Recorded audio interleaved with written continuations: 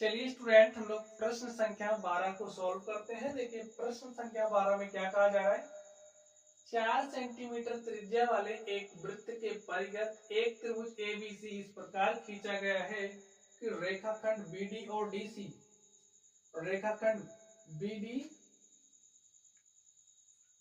BD और DC जिनमें स्पर्श बिंदु डी द्वारा बीसी विभाजित है। ये जो आप बीसी देख रहे हो ना, ए बी सी इस स्पर्श बिंदु डी द्वारा क्या है, विभाजित है।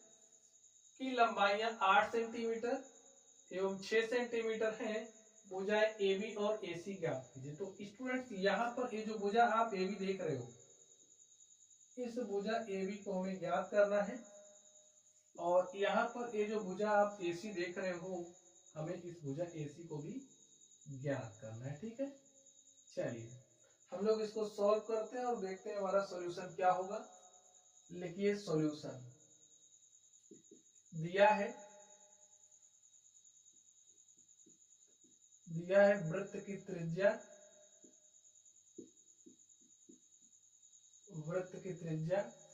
जो हमारा ओडी है वो कितना है, 4 सेंटीमीटर। और देखिए क्या दिया गया है, जो सीडी है, सीडी की लंबाई हमें 6 सेंटीमीटर दिया है। CD is equal to 6 centimetre. यहाँ पर BD देखिए कितना दिया है, BD इज इक्वल टू हमें दिया है 8 सेंटीमीटर। हमें क्या निकालना है, AC की लंबाई क्या होगी और AB की लंबाई क्या होगी हमें बताना है। ठीक है, चलिए सॉल्व करते हैं और देखते हैं इसका सॉल्यूशन क्या होगा। अब स्टूडेंट्स आप लोग देखिए ध्यान से, चलिए यहां से हम लोग एक इस स्पर्श बिंदु को नाम दे दें। ठीक है, ये हमारा स्पर्श बिंदु है, इसको हम क्या नाम दें, A B C D E हो, इसको हमने ई नाम दिया, इसको हमने एफ नाम दिया। ठीक है, ओ से आप एफ को मिला दीजिए। ओ से हमने एफ को मिलाया और जो ई है, ई को आप ओ से मिला दीजिए। ठीक स्टूडेंट्स, और ए से ओ को आप मिला दीजिए। चलिए अब आप ध्यान से देखिए, सी से ओ को मिलाया और बी से ओ को मिलाया। चलिए आप लोग ध्यान से देखिए, ये जो हमारा CD है वो बराबर CE होगा कि नहीं होगा, आप बताइए। देखिए अब जो हमारा CD है वो बराबर होगा CE के, और अगर हम लोग BD की बात करें तो BD हमारा BF के बराबर होगा, BD बराबर होगा BF के। ठीक है, मान भी रखना है, मान भी रखते चलिए। CD का मान है 6, तो CD का मान 6 रखा, तो C हमारा कितना आ गया, 6। C बराबर 6 सेंटीमीटर हो गया। और देखिए जो हमारा BD है वो बराबर होगा BF के, BD बराबर होगा BF के। और देखिए BD का मान हमें कितना दिया है, 8 सेंटीमीटर। तो यहां से जो हमारा BF है वो 8 सेंटीमीटर आ गया। अब A हमारा इसके बराबर और A इसके बराबर क्यों हुआ, क्योंकि देखिए ये वृत्त के बाहर एक बाह्य बिंदु है और इस बाह्य बिंदु से जो वृत्त पर स्पर्श रेखाएं खींची गई हैं, स्पर्श रेखाओं की लंबाई क्या होती है, बराबर होती है। देखिए लिख दीजिए कारण, चूंकि बाह्य बिंदु से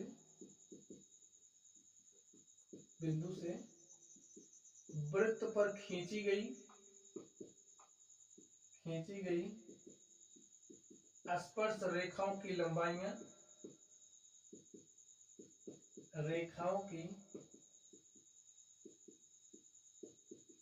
लंबाइयां बराबर होती हैं।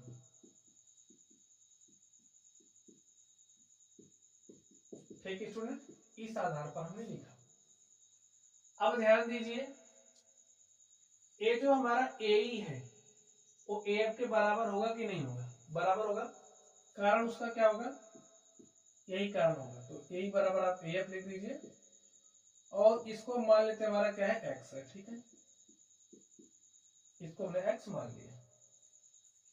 तो भाई ए एक्स है, ए भी एक्स हो जाएगा। इतनी बात तो आप समझ रहे हो। अब देखिए, अब हमारा जो ए बी है किसके बराबर हो जाएगा? भाई ए 8 है, ए भी 8 हो जाएगा। ये इतना 8 है, इतना एक्स है, तो पूरा 8 प्लस एक्स के बराबर होगा। समझ गए? अब आप देखिए, इतना 6 है, इतना भी 6 हो रहा है, इतना एक्स है, तो पूरा 6 प्लस एक्स के बराबर हो। इतनी बात आप समझ गए। अब हम लोग निकालेंगे त्रिभुज का क्षेत्रफल। देखिए, ए ओ सी क्या है? एक त्रिभुज है। ए ओ बी भी एक त्रिभुज है, सी ओ बी भी एक त्रिभुज है। अगर इन त्रिभुजों के क्षेत्रफलों को हम जोड़ देंगे तो ये जो हमारा बड़ा वाला त्रिभुज है उसके क्षेत्रफल के बराबर हो जाएगा। लिखिए,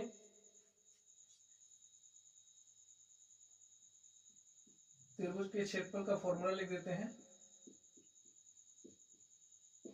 क्षेत्रफल इज इक्वल टू होता है एस ऑफ, ठीक है, अंडर रूट।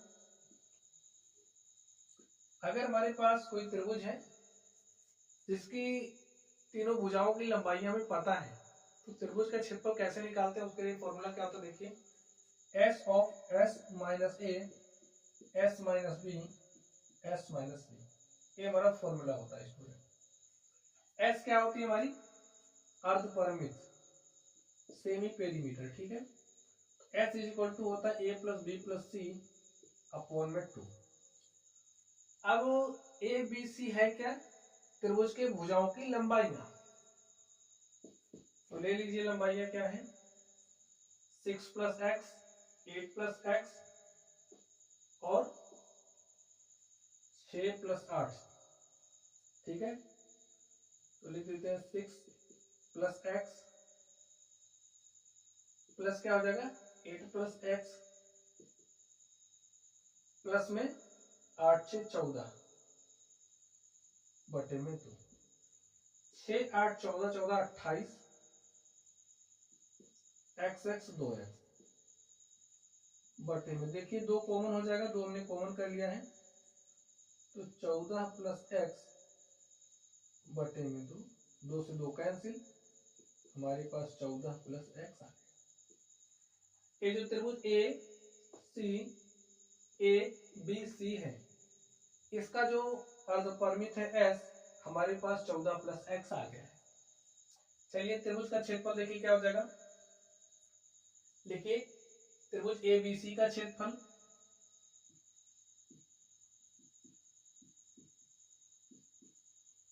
ये जो त्रिभुज ए बी सी का क्षेत्रफल है किसके क्षेत्रफल के बराबर होगा? स्टूडेंट ए आर हम लिख रहे हैं, ए आर का मतलब होता है एरिया। किसका एरिया? ए ओ सी का।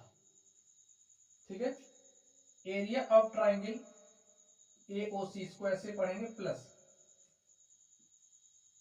Area of triangle A O B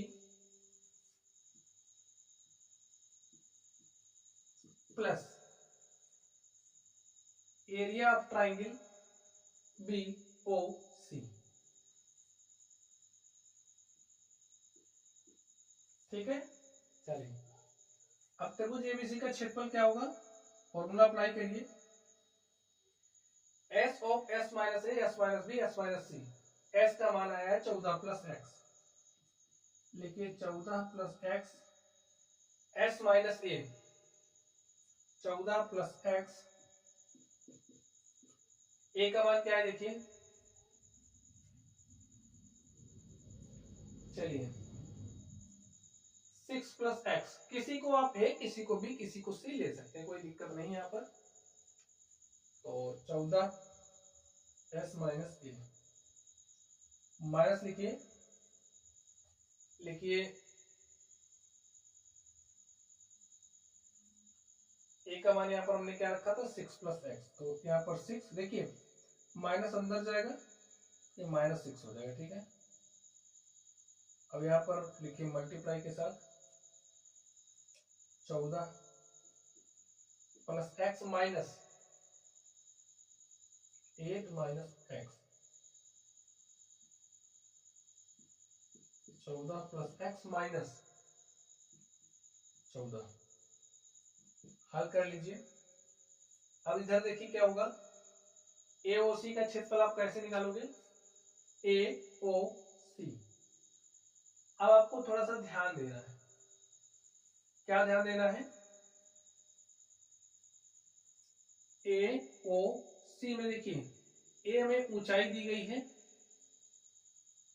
भाई वृत्त की त्रिज्या ही तो है, तो ए हमारी ऊंचाई है, ठीक है। और देखिए ए हमारे पास आधार पता है, ठीक है। तो त्रिभुज का क्षेत्रफल क्या होता है, 1/2 आधार गुणे ऊंचाई। अगर ऊंचाई पता होती तो फॉर्मूला ये वाला इस्तेमाल करते हैं। तो लिखिए 1/2 गुणे आधार कितना है एओसी में 6 प्लस एक्स, और ऊंचाई कितनी देखिए 4 है, प्लस इसको इतना इरेज कर देना स्टूडेंट्स। देखिए लिखिए 1/2 एरिया ऑफ त्रिभुज एओबी, ट्राइंगल एओबी, एओबी में देखिए हमें हाइट यहाँ पर भी पता है, ये पता है ना कितना है 4 है। लिखिए 1/2 गुणे में आधार कितना 8 प्लस एक्स, तो यहाँ पर लिखेंगे 8 प्लस एक्स, और ऊंचाई कितना है 4 प्लस 1/2 लिखिए गुणे में आधार देखिए 6 प्लस 8 14,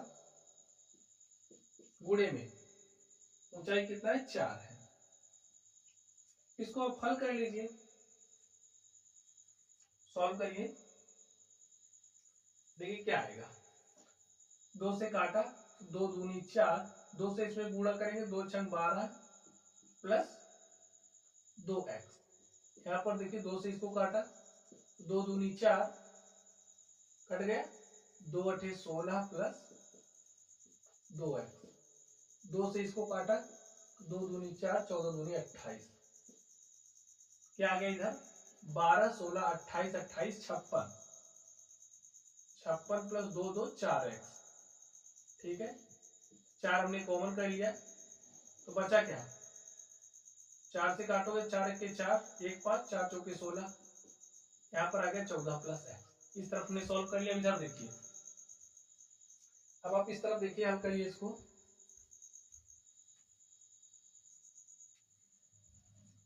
देखिए क्या होगा यहाँ पर,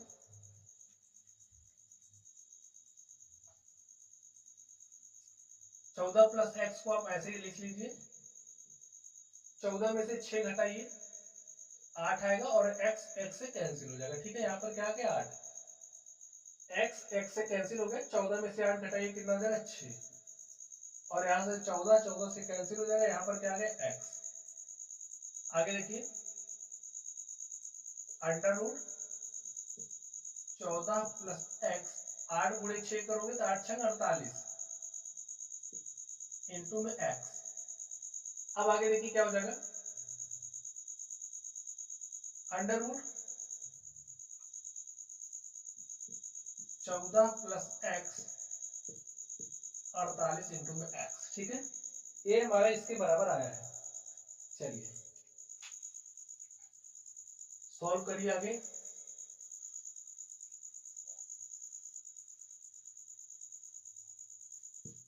क्या है लिख लीजिए यहाँ पर, 14 प्लस एक्स और इंटू में 48x बराबर है 4 टाइम्स ऑफ 14 प्लस एक्स, यही है ना। हल करते हैं इसको। देखिए एक करड़ी में इस करड़ी को हटाना है, इसको हटाने के लिए क्या करेंगे, दोनों तरफ वर्ग कर दीजिए। देखिए दोनों तरफ वर्ग करने पर, वर्ग करने पर कर दीजिए, देखिए क्या हो जाएगा, करड़ी हट जाएगी, हो जाएगा 14 प्लस एक्स और यहाँ पर 48 एक्स इज इक्वल टू, इधर वर्ग करोगे तो 4 का वर्ग 16 हो जाएगा और यहाँ पर 14 प्लस एक्स का स्क्वायर। देखिए ए पावर इससे हो जाएगी कैंसिल और यहाँ पर क्या बचा 48 गुणे में एक्स बराबर 16 गुणे में 14 प्लस एक्स, ये बचा 16 के 16 16 3 48 3 एक्स बराबर 14 प्लस एक्स। ठीक है, हल करिए आगे।